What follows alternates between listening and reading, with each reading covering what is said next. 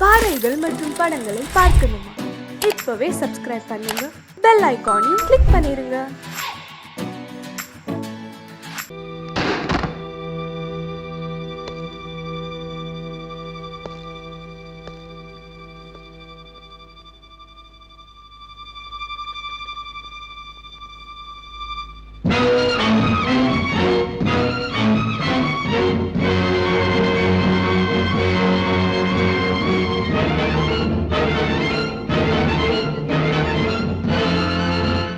கொலை பண்ணணும். அதான நினைச்ச உன்னால முடியாதுன்ட்டு. கொலை செய்யறது அவ்வளவு ஒண்ணு சாதாரண இல்லப்பா. அதுக்கு வீரம் வேணும், ஆண்மை வேணும். இவ்வளவு ஏன் ஒரு ஆம்பளையா இருக்கணும். உன்னால முடியாதுப்பா.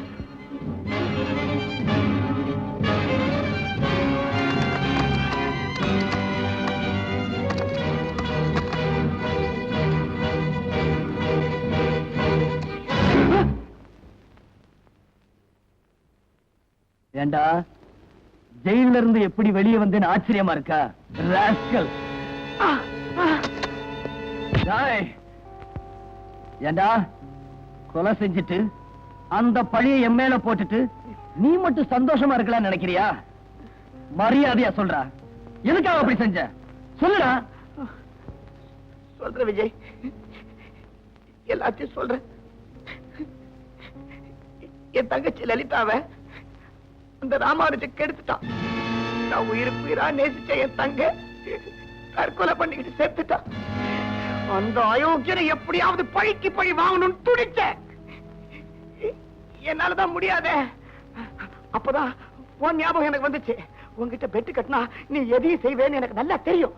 அதனால்தான் அவனை உன்னால கொல்ல முடியுமான்னு அன்னைக்கு உன்கிட்ட பெட்டு கட்டின. நீ ஒத்துக்கிட்ட பிறகு நீ எப்படியாவது அவனை கொன்னுடுவேன்னு நான் நம்பினேன். அந்த படுபாவி சாகரத என் கண்ணால பார்க்கணுங்கிற வெறியில ஜன்னல் வழியா வந்து நின்ன. ஆனா நீ அங்க நாடகம் நடத்திக்கிட்டு இருந்த. என்னால அந்த ஏமாற்றத்தை தாங்கிக்க முடியல. எனக்குள்ள ஒரு வெறி வந்துச்சு. அவனை என் கையாலேயே சாகடிக்கிறதுன்னு முடிவெடுத்தேன்.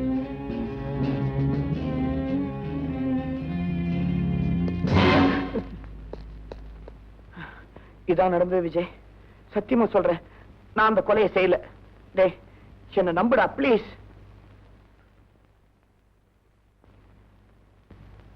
அந்த கொலையை நானும் செய்யல, நீயும் செய்யல. வேற யார் செஞ்சிருப்பா? மிஸ்டர் ராமானுஜம், உங்களால என்னை இந்த காலேஜ்ல இருந்து தான் டிஸ்மிஸ் பண்ண முடியும். நான் நினைச்சா உங்களை இந்த லைஃப்ல இருந்தே டிஸ்மிஸ் பண்ணிடுவேன்.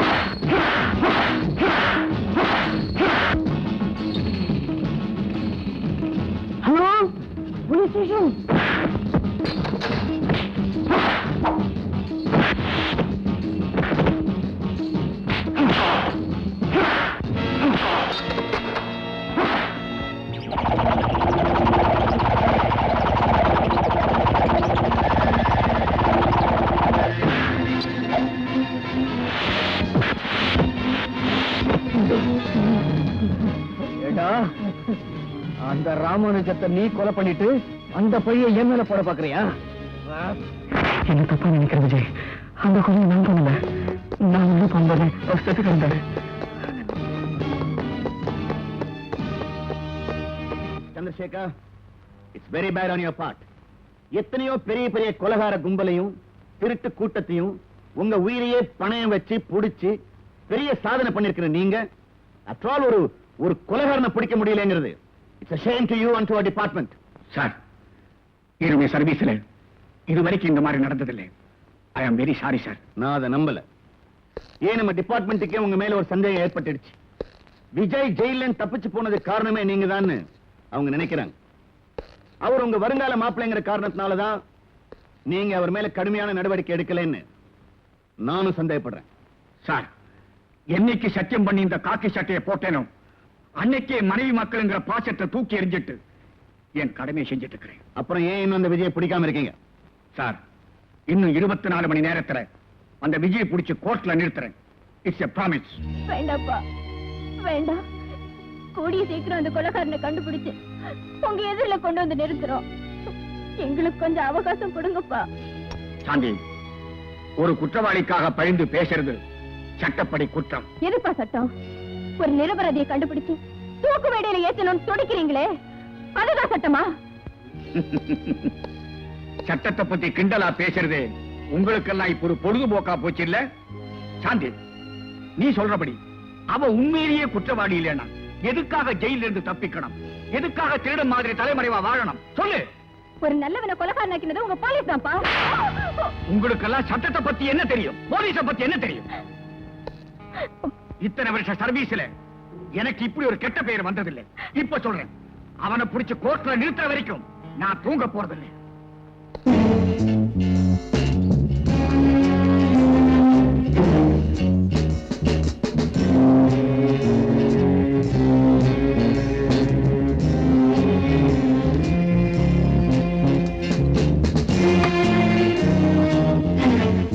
அம்மா, அம்மா. யாரு?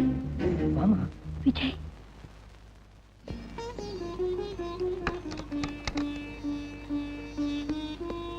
வீட்டை சுத்தி போலீஸ் இருக்காங்க. நீ இப்ப எதுக்குடா இங்க வந்த? உன்னை பார்க்காம என்னால இருக்க முடியலம்மா, அதான் வந்துட்டேன். நீ எப்படிமா இருக்க? என்னால எப்படிப்பா சந்தோஷமா இருக்க முடியும்? உனக்காக போலீஸ் வேட்டையாடிக்கிட்டு இருக்காங்க.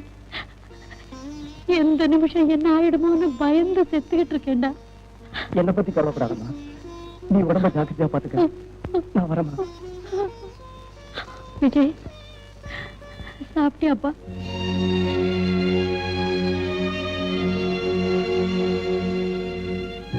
நெஞ்சில நெருப்பு எரிஞ்சுக்கிட்டு இருக்கும்போது வயிற்றுல பசி எப்படிமா இருக்கும்? விஜய், என் கையால ஒரு வாய் சாப்பிட்டு போப்பா. வாப்பா.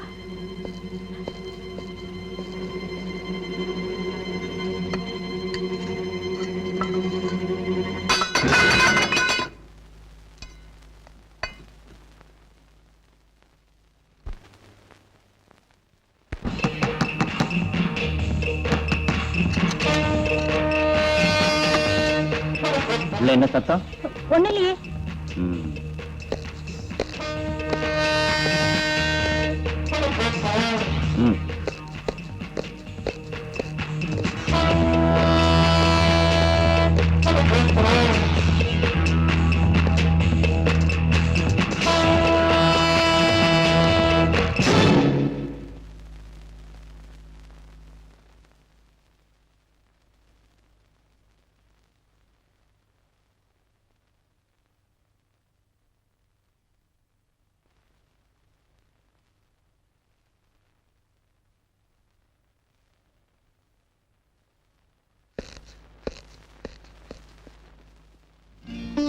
அம்மா, அண்ணா வந்துதா? ஆமாம்மா, வந்தா. என் கையால ஒரு வாய் சாப்பாடு கூட கொடுக்க முடியாத பாவி ஆயிட்டேனே, பாவி ஆயிட்டேனே. அந்த ராமானுஜத்தை கொலை செய்தது யாரு யாருன்னு போலீஸ் நாய் மாதிரி தேடி அலைஞ்சுக்கிட்டு இருக்கானே அந்த விஜய்.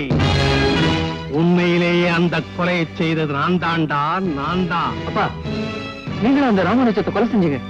என்னால நம்பவே முடியலையே. ஏன் அது மாதிரி செய்தீங்க? ஏ அருண், நாம வாழணும்னா 4 பேர்த்த அழிச்சா தாண்ட முடியும். உண்மையா இல்லையா? அது சரி, இதுக்கும் அந்த ராமானுஜத்தை கொலை செஞ்சதுக்கும் என்னப்பா சம்பந்தம்? அந்த ராமானுஜ மூளை வச்சுதான் இத்தனை கோடியும் சம்பாதிச்சேன்.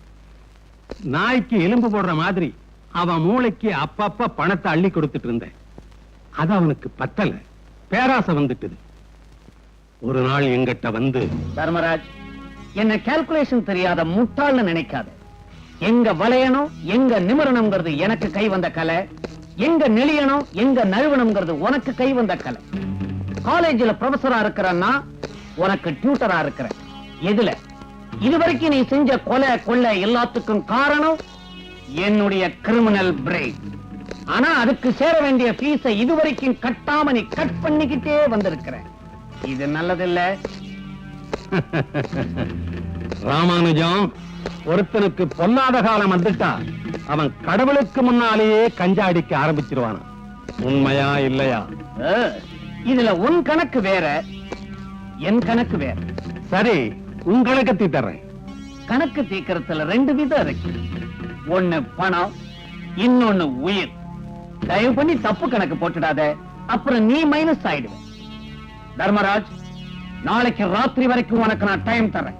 அதுக்குள்ள நாம சம்பாதிச்சது எல்லாத்தையும் டோட்டல் பண்ணி பாதியா டிவைட் பண்ணி எனக்கு சேர வேண்டியதை நீ ஹேண்ட் ஓவர் பண்ற. இல்ல ஏன் கைவசம் இருக்கிற ஆதாரங்களை போலீஸ்ல நான் ஹேண்ட் ஓவர் பண்ணிடுவேன். அப்புறம் பிளஸ் மைனஸ் ஆயிடும், மைனஸ் நில் ஆயிடும். Be careful. ஏன்பா, எங்க காலேஜ் ப்ரொஃபசர் ராமானுஜம் இப்படிப்பட்டவரா? ஏன் பார்த்தாராச்சாடா அவன், பின்ன எப்படி இருப்பான்? அந்த கணக்கு வாதியாருடைய கதையை முடிச்சலாம்னு அவன் வீட்டுக்கு போனேன்.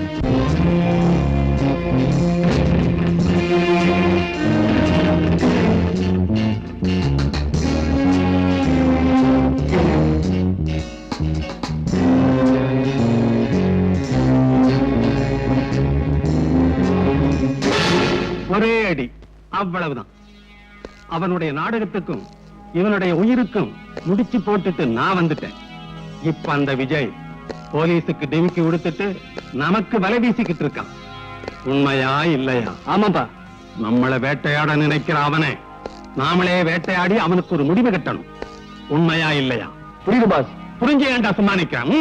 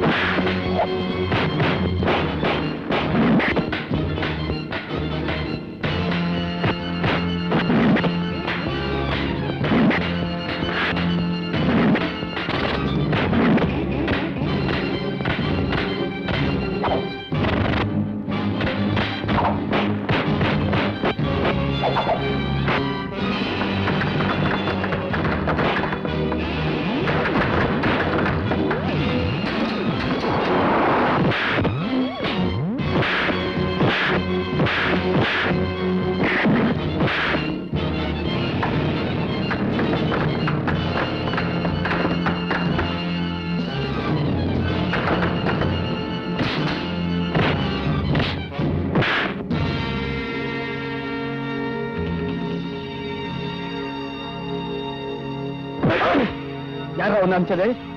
சொல்ல மாட்டேன். சொல்ல போறியா இல்லையா? சொல்லுடா.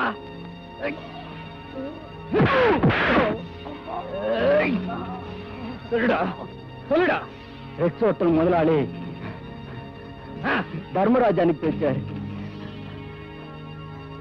Rex hotel Dharmaraj. என்ன? நம்ம ஹோட்டல் மேனேஜர் உங்களை அவசரமா பார்க்கணும், உடனே வர சொன்னார். சரி போ.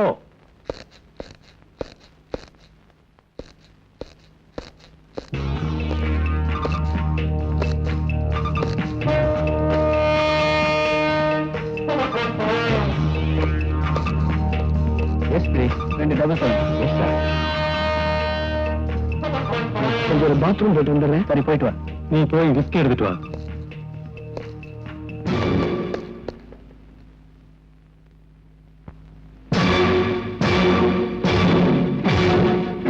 போலீஸ் அனுப்பிச்சீங்களே, ஆமா, அதுல நம்ம ஜம்பு அவங்கிட்ட மாட்டிக்கிட்டு என்ன ஆச்சு? நீங்க யாரு என்னங்கிற எல்லாத்தையும் சொல்லிட்டான். மிஸ்டர் ராமானுஜத்தை கொலை பண்ணது வேற யாரும் இல்ல, அவன்தான். அப்படின்னா அவன் என்ன தேடி இங்கதான் வரணும். Bloody fool.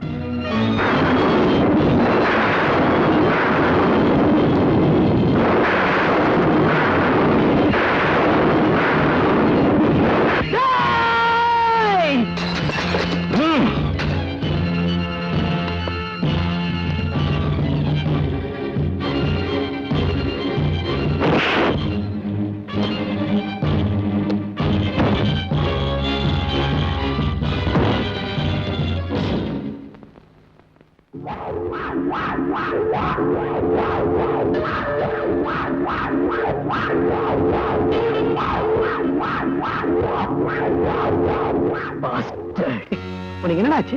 அந்த தர்மராஜ பார்த்த உடனே ஏன் இப்படி வெறித்தனமா ஆவேசப்பட்ட? இந்த தர்மராஜ் இன்னைக்கு மட்டும் என் வாழ்க்கையில குறுக்க வரலடா. நான் 7 வயசா இருக்கும் போதே என் குடும்பத்தை அழிச்சு என் நெஞ்சில நெருப்ப வச்சவன்டா. இவனை தேடித்தான அலைஞ்சுகிட்டு இருந்தேன். என்னடா சொல்ற? ஆமா, 15 வருஷத்துக்கு முன்னாடி எங்க அப்பா சொந்தமா ஒரு பெட்ரோல் பங்க் வச்சிருந்தாரு. அந்த பெட்ரோல் பங்க் முன்னால ஒரு நாள் ராத்திரி இதே தர்மராஜ் ஒருத்தனை கொலை செஞ்சான். அதை எங்க அப்பா பார்த்துட்டாரு. அத போய் போலீஸ்ல சொன்னாரு. அன்னைக்கு ராத்திரி அறிஞர் அண்ணா இளமையில் அன்பும் அருளும் உடையவராய் விளங்கினார். நட்பு உணர்வும் நல்ல பண்பும் அவரிடம் இயற்கையாகவே அமைந்திருந்தன. அப்பா, கார் வந்திருக்குப்பா. சரி, நீ படிச்சுட்டு நான் போய் காருக்கு பெட்ரோல் போட்டு வந்துடுறேன். சரி. அண்ணா காஞ்சியில் உள்ள பச்சையப்பர். சார், எத்தனை லிட்டர் பெட்ரோல் போடணும் சார்? உன்னை எரிச்சு பொசுக்கிறதுக்கு எத்தனை லிட்டர் வேணுமோ அத்தனை லிட்டர்.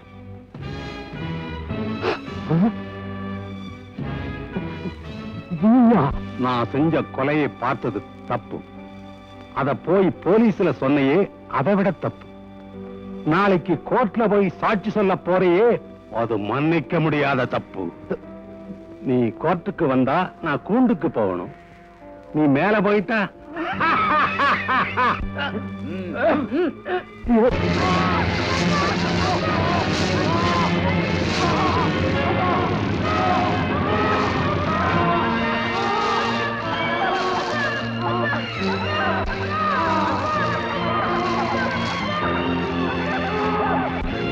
அந்த நெருப்புதான் இன்னும் எனக்குள்ள கொழுந்து விட்டு எரிஞ்சுக்கிட்டு இருக்கு. அதனாலதான் அப்பு தீய எங்க பார்த்தாலும் கருகி போற என்னுடைய அப்பா நினைவு எனக்கு வந்துடுது. எனக்கு வெறி பிடிச்சிடுது. அந்த நேரத்துல நான் என்னையே மறந்துடுறேன். விஜய், எப்பவும் சந்தோஷமா சிரிச்சுட்டு இருக்கிற உன் வாழ்க்கையில இப்படி ஒரு வேதனை இருக்கும் நான் நினைக்கவே இல்லப்பா. என் வேதனைக்குள்ள ஒரு ஆவேசம், அந்த ஆவேசத்துக்குள்ள ஒரு வெறி உணர்ச்சி. இதையெல்லாம் மறக்கிறதுக்காகத்தான் பந்தயம் கட்டுற பழக்கத்தை நான் விளையாட்டா பழகிக்கிட்டேன். ஏண்டா, இவ்வளவு பயங்கரமான ஒரு கொலைகாரன்னு சட்டம் சும்மாவா விட்டுருக்கு? சட்டம் போடா பைத்தியக்காரா. அந்த சின்ன வயசுல சட்டத்தை பத்தி எனக்கு சரியா தெரியாது. அதனாலதான் கோர்ட்டுக்கு போனேன். அவனுக்கு எப்படியாவது தண்டனை வாங்கி கொடுத்துடலாம்னு. இவன் தான் சார் எங்க அப்பாவை கொலை பண்ணா. எங்க அப்பா மேல பெட்ரோல் ஊத்தி நெருப்பு வச்சு கொண்டான் சார். என் கண்ணால பார்த்தேன் சார், என் கண்ணால பார்த்தேன். இந்த வழக்கை தீர விசாரித்ததில் இந்த சிறுவனின் தந்தையான சுந்தரேசன் இறந்த சமயம் மிஸ்டர் தர்மராஜ் அவர்கள் ஒரு பெரிய மனிதர் வீட்டின் விருந்தில் கலந்து கொண்டிருந்தார் என்று நிரூபிக்கப்பட்டிருப்பதால் மிஸ்டர் தர்மராஜ் அவர்கள் குற்றவாளி இல்லை என்பதும், திரு சுந்தரேசன் குடும்ப தொல்லையின் காரணமாக தற்கொலை செய்து கொண்டார் என்பதும் உறுதி செய்யப்படுகிறது.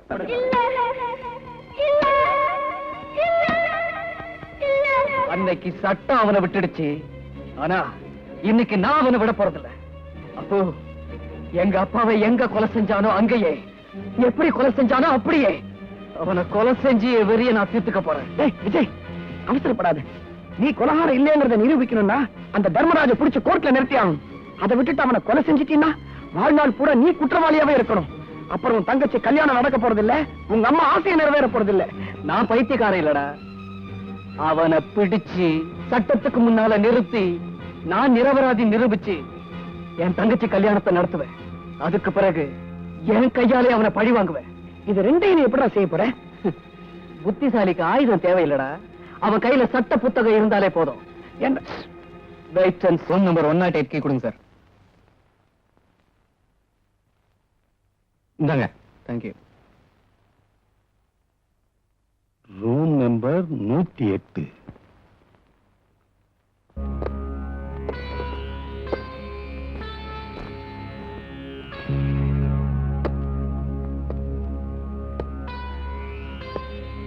தம்பி, பெரியவங்க வந்தா எந்திரிச்சு நின்னு மரியாதை கொடுக்கறதான் நல்ல பழக்கம். உண்மையா இல்லையா? உங்களை பெரியவங்கன்னு நினைச்சா தானே. பொடி பயணி, ஒரு கதை சொல்றேன் கேளு. சின்னதா ஒரு மாறு வேஷம் போட்டுக்கிட்டு ஏன் ஹோட்டலுக்கே வந்து என் முன்னாலே டான்ஸ் ஆடினா அடையாளம் தெரிஞ்சுக்காம இருக்கிறதுக்கு நான் இந்த காலத்து வில்லன் அல்ல. உண்மையா இல்லையா? பில்டப் வேண்டாம், விஷயத்துக்கு வாங்க. கையிலே மண்ணுப்படாம கொலை செய்யறதுக்கு புத்திசாலித்தனம் வேணும். உண்மையா இல்லையா? அத பத்தி எனக்கு தெரியாது. சரி, இப்ப தெரிஞ்சுக்க. அந்த ராமானுஜத்தை கொலை செய்தது யாரு யாருன்னு தேடிக்கிட்டு அலைஞ்சையே, அந்த கொலைகாரன் நான் தான். நான் செஞ்ச கொலை குத்தம் உண்மையில வந்துருச்சு. இப்ப நான் நினைச்சா உன்னை கொலை செய்து இங்கேயே பதைச்சிட முடியும். ஆனால் அது முட்டாள்தனம். ஏன்னா இன்னும் கொஞ்ச நேரத்துல போலீஸ் இங்கே வரப்போறாங்க. உன்னை இழுத்துக்கிட்டு போய் கோர்ட்டிலே நிறுத்துவாங்க. நீதான் கொலை செஞ்சேன்னு உன்னை தூக்கிலே ஏத்துவாங்க. உண்மையா இல்லையா தம்பி? இதையெல்லாம் நீ போய் போலீஸ்ல சொன்னா அவங்க நம்ப மாட்டாங்க. ஏன்னா அவங்களுக்கு தகுந்த ஆதாரம் வேணும். தம்பி, சட்டத்திலே மாட்டாம கொலை செய்யறதுல தமிழ்நாட்டுல நான் தான் தலைவர்னு என் தொண்டர்கள்லாம் நம்பிக்கிட்டு இருக்காங்க தம்பி. வாங்க கமிஷனர் சார், இந்த கொலைகார பயல உயிரை பணையம் வச்சு பிடிச்சிருக்கேன். தம்பி, என்ன நடிப்பாப்பா?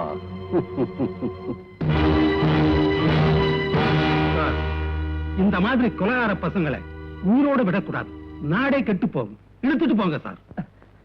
சார், நான் சொல்றத கொஞ்சம் கேளுங்க. எனக்கு ஒண்ணும் தெரியாது சார். ராமானுஜத்தை கொலை பண்ணது இவர்தான் சார். சத்தியமா சொல்றேன் சார், இவர்தான். கொலை செஞ்சுட்டு ஜெயில இருந்து தப்பிச்சு தலைமறைவா இருக்கிற நீ இவரை பத்தி சொல்றியா? Inspector, arrest. ஓகே சார், நான் என்ன சொன்னாலும் இப்போ உங்களுக்கு புரியாது. கொஞ்சம் பொறுங்க சார். அப்புறம் என் சாட்சி அவங்க நம்ப மாட்டேங்கிறாங்க. நீயாவது வந்து சாட்சி சொல்ற. சொல்றது என்ன, புடிச்சதையே காட்டுறேன்.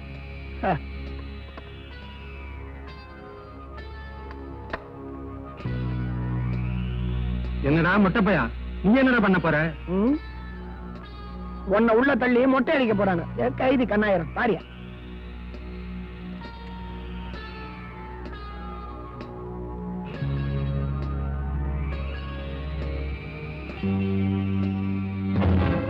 தம்பி, பெரியவங்க வந்தா எந்திரிச்சு நின்னு மரியாதை கொடுக்கறதா நல்ல பழக்கம். உண்மையா இல்லையா? உங்களை பெரியவங்கன்னு நினைச்சா தானே. பொடி பயணி, ஒரு கதை சொல்றேன் கேளு. சின்னதா ஒரு மாறு வேஷம் போட்டுக்கிட்டு ஏன் ஹோட்டலுக்கே வந்து என் முன்னாலே டான்ஸ் ஆடினா அடையாளம் தெரிஞ்சுக்காம இருக்கிறதுக்கு நான் இந்த காலத்து வில்லன் அல்ல. உண்மையா இல்லையா? பில்டப் வேண்டாம், விஷயத்துக்கு வாங்க. கையிலே மண்ணுப்படாம கொலை செய்யறதுக்கு புத்திசாலித்தனம் வேணும். உண்மையா இல்லையா? அத பத்தி எனக்கு தெரியாது. சரி, இப்ப தெரிஞ்சுக்க. அந்த ராமானுஜத்தை கொலை செய்தது யாரு யாருன்னு தேடிக்கிட்டு அலைஞ்சையே, அந்த கொலைகாரன் நான் தான். டிவியை சுட்டு பிரயோஜனம் இல்ல சார். நீங்க சொன்னதெல்லாம் அந்த கேசட்ல இருக்கு.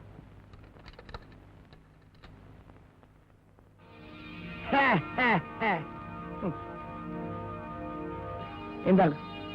தேங்க்யூ. சாரி கமிஷனர் சார், நான் குற்றவாளி இல்ல நிரூபிக்கிறதுக்காகத்தான் ஜெயில இருந்து தப்பிச்சு வந்து இப்படி செஞ்சேன். That's all right. Take him.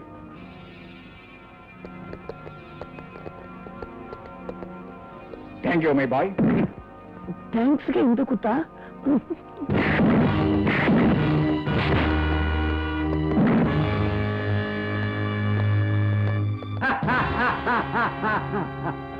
வருக கமிஷனர் அவர்களே, ஏன் கோட்டைக்குள்ள வந்து என்னையே அரெஸ்ட் பண்ணலாம்னு நினைக்கிறையா? நான் எத்தனையோ கோட்டைகளை இடிச்சு வந்தவன்ப்பா. ரொம்ப அலட்டிக்கார.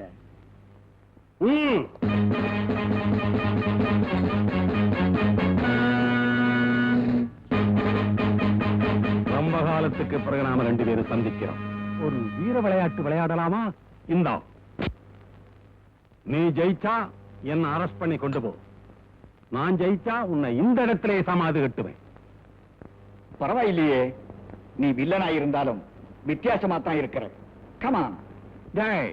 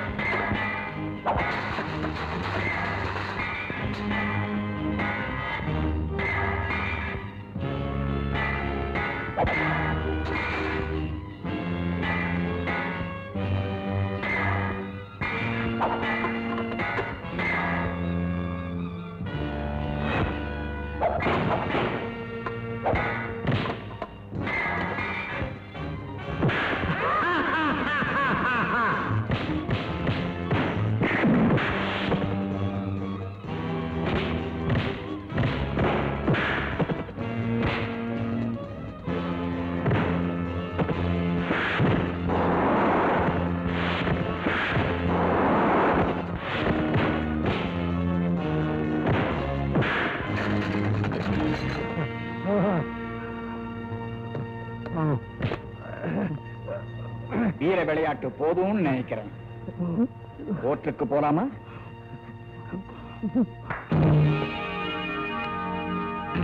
இது மட்டும் இல்ல, இன்னும் எவ்வளவு வேணும்னாலும் தரேன். அந்த விஜய எங்க பார்த்தாலும் சரி, அங்கேயே கொன்னுட்டு வாங்க. Kill him at once. Kill him. சாப்பிடுங்க சாப்பிடுங்க. என் கல்யாணத்தன்னைக்கு சாப்பிட்டது, அதுக்கப்புறம் பொண்டாட்டிய வாயிலே வைக்க விட மாட்டேங்க. கேட்கையா, எனக்கு சுகர் கம்ப்ளைண்ட் ஆச்சா, அதனால வாயிலே வைக்க விட மாட்டேங்க.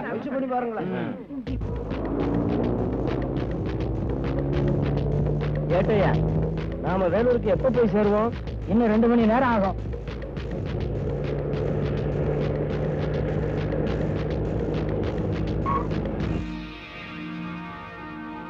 கேட்டு நடு ரோட்ல ஏதோ டெட் பாடி கிடக்கு, இறங்கி பாரு. Yes sir.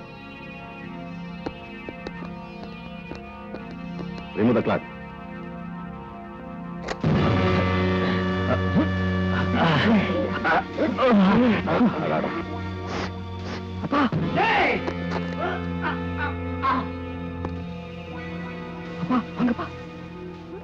பலேடா அருண், அப்பனுக்கு பிள்ளை தப்பாம பிறந்திருக்கு. உண்மையா இல்லையா? ஐயோ, இப்ப போய் போர் அடிக்கிறீங்க. சீக்கிரம் வாங்க வாங்க. தம்பி, தேவகோட்டை நல்ல ஊர் தான். அந்த தேவகோட்டை பேரை சொல்லி நான் பெரிய தப்பு பண்ணிட்டேன். எல்லாத்துக்கும் மன்னிச்சுக்குங்க. இவதான் எல்லா காரணம். ஆமா, எல்லாத்துக்கும் என்னையே குத்துங்க. ஒன்ன குத்தாம வேற யாரடி குத்த சொல்ற? தம்பி, நான் அப்பவே சொல்லல. சொல்லவே இல்லையா? அது இல்லைங்க. ஒரு விவசாய கட்ட ஆளியா? எந்த இடத்துல எதை சொல்றதுனே ஒண்ணு தெரியல. தம்பி, நீங்க தப்பா நினைக்காதீங்க. அன்னைக்கு நடந்த சம்பவத்துக்கு மன்னிச்சுக்கணும்.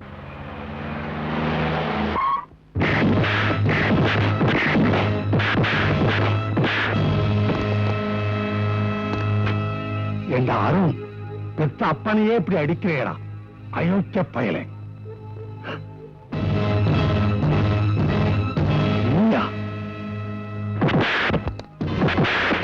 வாங்க வாங்க. ஹலோ, என்ன சார் நீங்களும் லேட்டா வரீங்க? என்னப்பா பண்றது? நேற்று சாயங்காலம் ட்ரெஸ் பண்ண ஆரம்பிச்சவ இப்பதான் முடிஞ்சது, கூட்டிட்டு வந்தேன். விஜய், உண்மையிலேயே நீ நினைச்சத சாதிச்சிட்ட. கங்க்ராச்சுலேஷன். இப்ப என்ன சொல்றீங்க செலக்ஷன் பத்தி? ஒரு உண்மையான ஹீரோவை தான் செலக்ட் பண்ணிருக்கேம்மா. Please come come.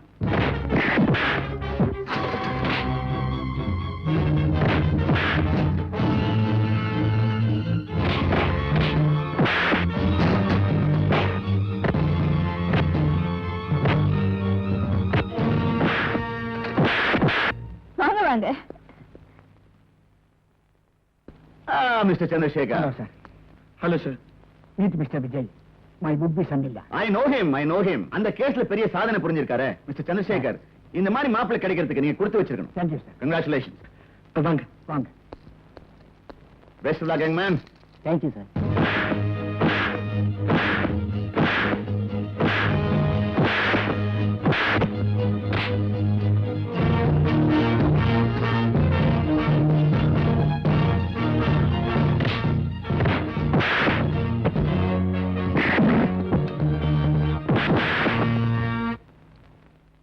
வாங்க வாங்க வாங்க.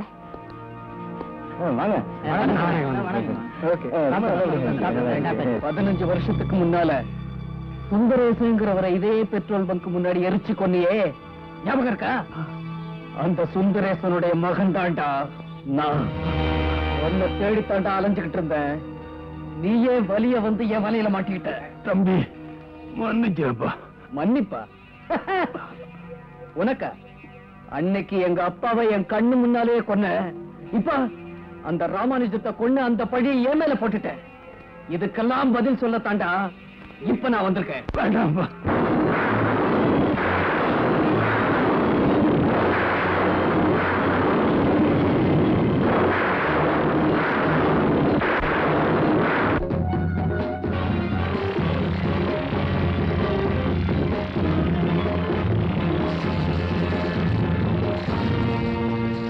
சார் மிஸ்டர் விஜய், மணி 10 ஆச்சு. நான் வரட்டுமா? ஓகே வாங்க. தேங்க்யூ.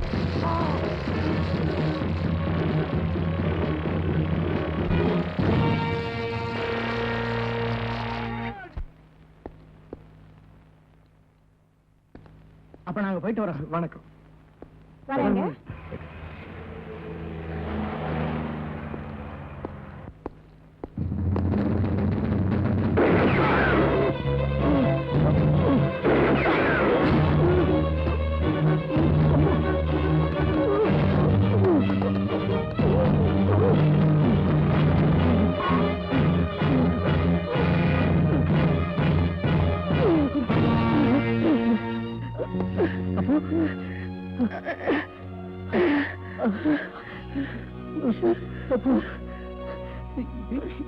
என்னாச்சு?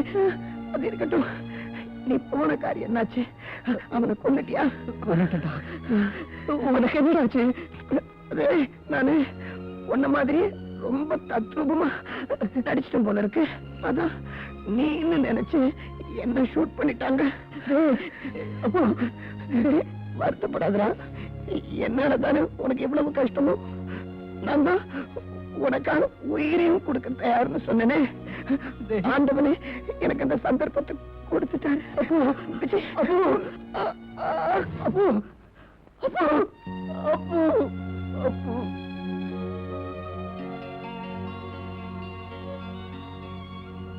இந்த வழக்கில் வாதி பிரதிவாதிகளின் வாதப்படி தர்மராஜ் கொலை செய்யப்பட்டதாக கூறப்படுகின்ற அந்த நேரத்தில் குற்றம் சாட்டப்பட்டுள்ள விஜய் தன் தங்கையின் திருமண விழாவில் இருந்ததாக நிரூபிக்கப்பட்டுள்ளது.